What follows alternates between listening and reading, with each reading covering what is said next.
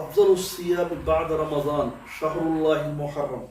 நாயகம் ஸல்லல்லாஹு அலைஹி வஸல்லம் அவர்கள் கூறினார்கள், அஃதலுஸ் ஸியாம், சிறந்த நோன்பு எதுவென்று சொன்னால் ரமலானுக்கு பிறகு பஅத ரமதான் ஷஹ்ருல்லாஹ், அல்லாஹ்வுடைய மாதமாக இருக்கக்கூடிய முஹர்ரம் மாதத்துடைய நோன்பாக இருக்கிறது என்பதாக சொன்னார்கள். அந்த முஹர்ரம் மாதத்துடைய நோன்பு வரக்கூடிய ஆஷுராவுடைய நோன்பு முக்கியமான நோன்பாக இருக்கிறது.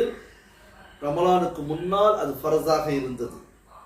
குறிப்பாக 9, 10 அல்லது 10, 11 யூதர்களுக்கு எதிராக செய்யுங்கள் என்பதாக கண்மணி நாயகம் ஸல்லல்லாஹு அலைஹி வஸல்லம் அவர்கள் கூறியிருக்கிறார்கள். அது இந்த வருடம் செவ்வாய் புதன் அல்லது புதன் வியாழன் என்பதாக நமக்கு பிறை கணக்கின்படி முஹர்ரமுடைய பிறை 9வது நாள் செவ்வாயாகவும் 10வது நாள் புதனாகவும் இருக்கிறது, அல்லது 10, 11 வைக்கலாம்.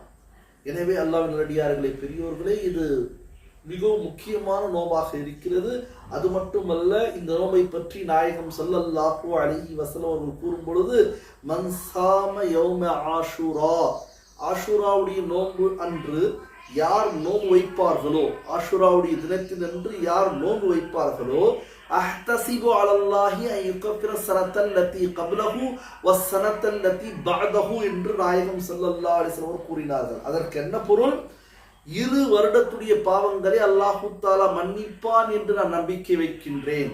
ஒன்று முந்திய ஒரு வருடத்துடைய பாவம், இன்னொன்று வருகின்ற ஒரு வருடத்துடைய பாவம் அல்லாஹு தஆலாவுடைய புறத்திலிருந்து மன்னிக்கப்படுகிறது என்பதாக சொல்லப்பட்டிருக்கிறது.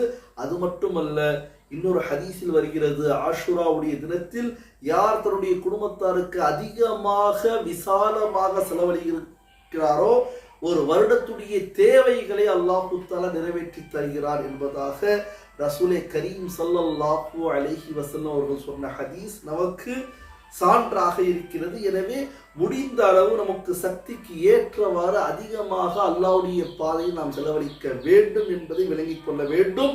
அது மட்டுமல்ல, இந்த 10 நாட்கள் பெருமைக்குரிய, சிறப்புக்குரிய, நன்மைக்குரிய நாட்களாக இருக்கின்றன. ஹைரோ பரக்காத்துக்கள் அல்லாஹ்வுடைய புறத்திலிருந்து இறங்கக்கூடிய நாட்களாக இருக்கின்றன. ரஹமத்துக்கள் பொழிகின்ற நாட்களாக இருக்கின்றன. எனவேதான் அல்லாஹு தஆலா சூரத்துல் ஃபஜ்ரில் வல் ஃபஜ்ரி வலையாலின் அஷ்ர், 10 இரவுகளின் மீது சத்தியமாக என்பதாக அல்லாஹ் கூறுவான்.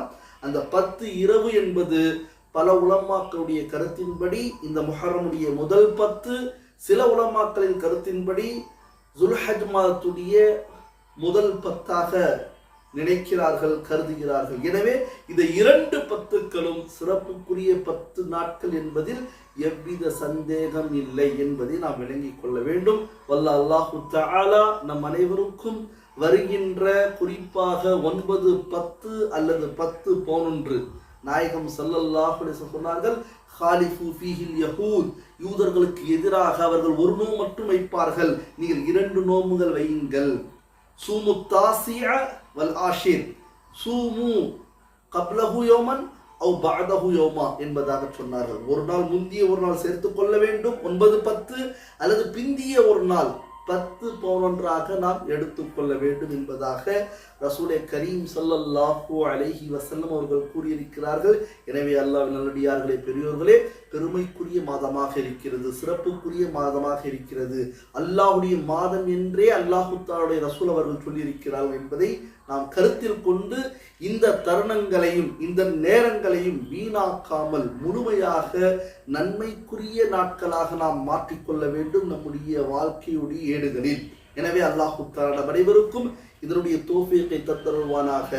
ஆமீன். வாஹிரு தஅவா அல்ஹம்துலில்லாஹி ரப்பில் ஆலமீன். அஸ்ஸலாமு அலைக்கும் வரஹ்மத்துல்லாஹி வபரகாத்துஹு.